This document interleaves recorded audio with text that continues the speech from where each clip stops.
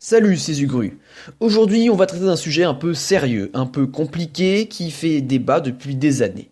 Car depuis la nuit des temps, l'homme s'oppose à la femme pour tout un tas de raisons plus ou moins importantes. Mais il y a une bataille, messieurs, que nous avons perdue. Nos ancêtres ont cédé, et depuis on en paye les conséquences, et de manière journalière. Mais mesdames, vous avez gagné une bataille, mais vous n'avez pas gagné la guerre. Oui, vous savez de quoi je parle. De cet éternel débat, motif d'éternelle dispute. Oui, je parle bien de la cuvette des chiottes.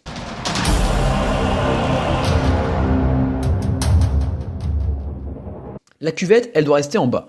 C'est un peu une loi universelle, et depuis tout petit, on nous formate, et si vous avez le malheur d'oublier ce geste, vous prendrez les foudres de mère, fille, sœur, tante, mamie et autres femelles révoltées par cet affront. Alors que le féminisme fait son petit chemin, nous allons marcher avec lui main dans la main.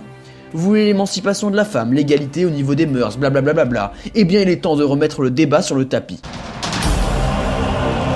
Un peu de physique, ça fait toujours du bien. Déjà, ça sonne intelligent, et en plus, ça éloigne les filles parce qu'elles sont nulles en sciences, c'est bien connu.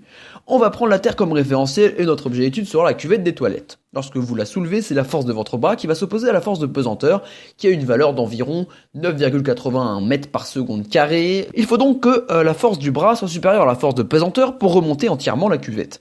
Pour descendre la cuvette, au contraire, il suffit de mettre une petite impulsion, et la force de gravité fera le reste. Vous en conviendrez que baisser la cuvette est plus simple que de la soulever.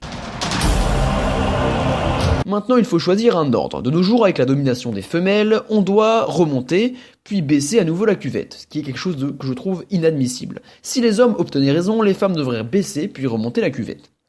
On peut déjà considérer que dans un ordre ou l'autre, la force totale exercée sur l'objet est la même, et donc la force exercée par la personne qui se trouve dans la cuvette est la même au final, qu'elle soit une femme ou un homme, et que ce soit dans un ordre ou l'autre.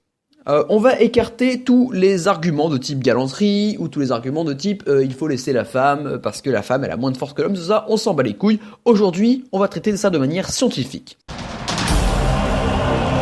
Toute grande révolution scientifique part d'un postulat. Et après Einstein et la relativité restreinte, voici le postulat Zugru.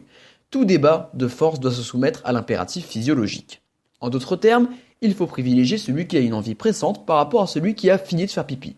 Soulever la cuvette nécessite plus de force que de la baisser. Et donc, en appliquant mon postulat, on peut en conclure que l'on doit éviter à la personne ayant une envie pressante de remonter la cuvette, par opposition à celui qui a fini de faire pipi, et donc qui n'a plus cette envie pressante. Et selon notre ordre de tout à l'heure, c'est l'homme qui, avec l'envie de faire pipi, doit appliquer la force la plus élevée. Ce qui est une putain d'injustice. Vous courez pour pisser, vous arrivez et vous devez lever la cuvette, ce qui représente tellement plus de force que de la baisser. Alors, hommes, levez-vous face à l'oppresseur, face à l'injustice, qui tous les jours nous coûte notre temps et nous épuise. Elles nous volent déjà nos travails et nos logements, elles n'auront pas notre dignité. Alors toi, possesseur de testicules, il est temps de les sortir et de les mettre sur la table. Battons-nous pour nos droits, battons-nous pour laver notre honneur et l'honneur de nos ancêtres qui se sont battus pour l'égalité. Il y a eu une révolution française, c'est pas pour rien. Aujourd'hui, je demande l'égalité.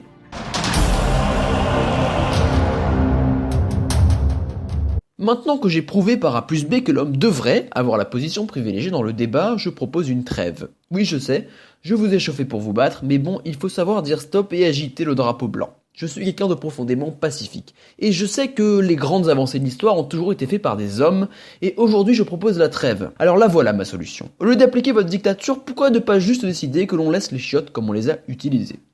Par exemple, j'arrive, cuvette vers le bas, je la remonte, je pisse et je me barre.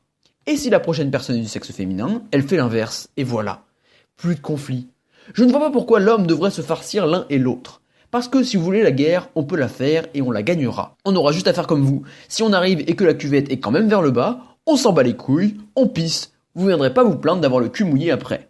La femme, elle a bien assez de privilèges par rapport à l'homme. Laissez-nous au moins cela, histoire qu'il y ait un semblant d'égalité.